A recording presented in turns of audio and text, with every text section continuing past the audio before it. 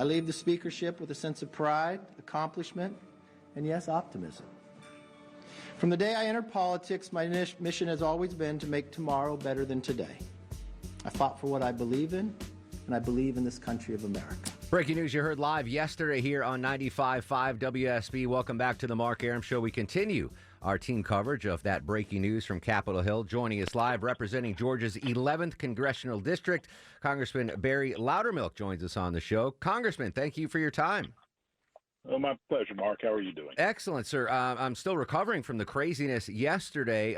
Let's just go step by step, if you don't mind. Your first reaction when the votes were tallied and the speaker was removed from his position. Were you surprised that they had the votes? No. I mean, by the time that once that the motion to table had failed, I think it was inevitable at that point because Kevin was clear. He was not. The Democrats gave him an offer that if he would negotiate some things with them, that they would pull him out. And he was clear that, no, I don't want any help. I'm either going to stand on my own or I'm going to go down. One of the things they were asking for is to end the impeachment inquiries, which he wasn't going to do. So once that motion to table failed, the die was cast at that point. We knew all the Democrats. We weren't sure how many Republicans would actually weigh in, but with 8 of them, there was no other way out. Yeah, prior to the vote, I didn't know which way the Democrats would go because I understand they have their issues with Speaker McCarthy, but on the other side, do they want to go down in history as voting with Matt Gaetz? It was a catch-22 for Democrats. I was frankly surprised that it was unanimous on the Democratic side to oust the speaker.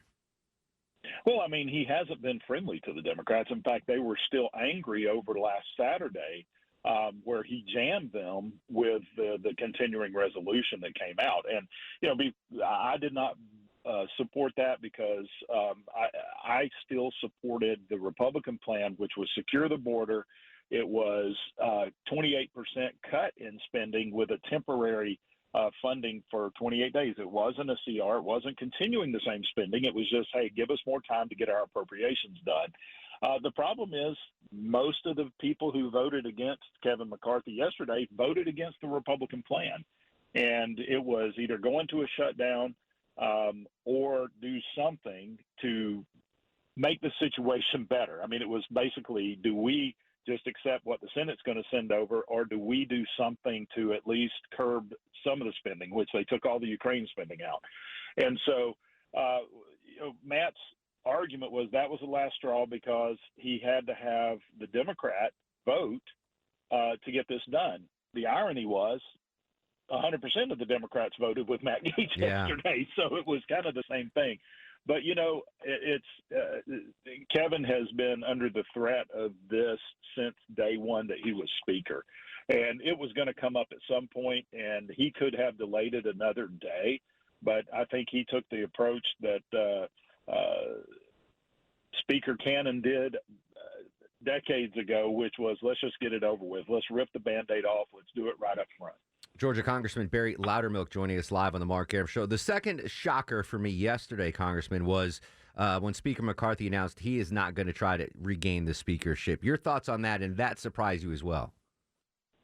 A little bit, but I think he realized that even if he was to prevail, it would be another long, drawn-out issue like it was, in the first week of this new session. He also knew that as soon as the vote was cast yesterday and the speakership was vacated, nothing can happen anymore. We're on the verge of actually making some serious cuts in our appropriations process. That has come to a dead halt. Even though our committees are still functionally in place, there's nothing we can really do on the committees or the investigation without a speaker there. In fact, I was just talking with some of my staff on the January 6th investigation.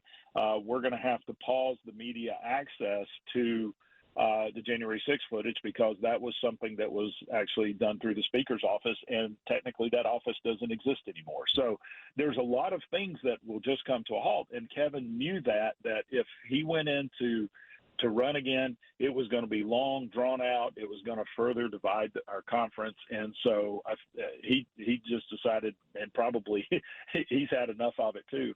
And so let's step aside. Let's get somebody else. And so that aspect of it, I wasn't surprised that he took that approach. Yeah, I mean, absolutely unprecedented. We've never seen this before. Congressman, quickly, what's the timeline now for the Republican side to get together and determine who's going to be the next speaker? What's your schedule look like on that? Well, we started immediately last night, met at 6:45. Kevin just basically said, I'm not running again. We're going to open up the process. Patrick McHenry from North Carolina, who's also my chairman on Financial Services Committee, is the acting speaker. And that's what's different now than was at the beginning of the year, is that because it was removing an existing speaker, the clerk can appoint a speaker pro tem to manage things going forward. And so he made the decision that we're going to meet on Tuesday as a Republican conference. We will have a candidate forum to where so far I know Steve Scalise and Jim Jordan have both put their names in. I expect maybe 2 or 3 more. And we'll have a candidate forum. Then on Wednesday, we will have our vote to who will be our nominee going to the floor. What I hope that happens is whoever it is that we don't do what we did last time and have multiple people nominated on the floor. Because in reality, Wednesday is our Republican primary when it comes to who is our speaker going to be. And once we make that decision as a body, I think we need to hold to that when we go to the floor. That's the only way we're going to be able to recover, regain some confidence by the American people that we can govern, that we can cut spending, we can control the border. All of this stuff that we've been working on and made a lot of progress is on pause until we can get that right person. And keep in mind that we barely control the House of Representatives. The Senate and the White House is still under Democrat control. So we need someone who be strong and go in and negotiate our positions on these various issues. Yes or no, real quick, because we're up against the news, Congressman. Is there a single person, male or female, and the Republicans can get around and get those 218 votes to get the next speaker? Well, I think the common thought would be Steve Scalise. He's very well liked. He is very conservative.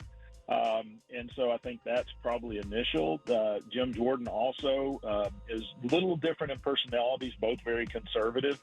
And we'll see who else comes in. But I think the general thought is Steve Scalise probably has the upper hand at this point. Congressman Barry Loudermilk, representing Georgia's 11th Congressional District. Congressman, thank you for your time. 3 minutes away from news, weather, and traffic on 95.5 WSB.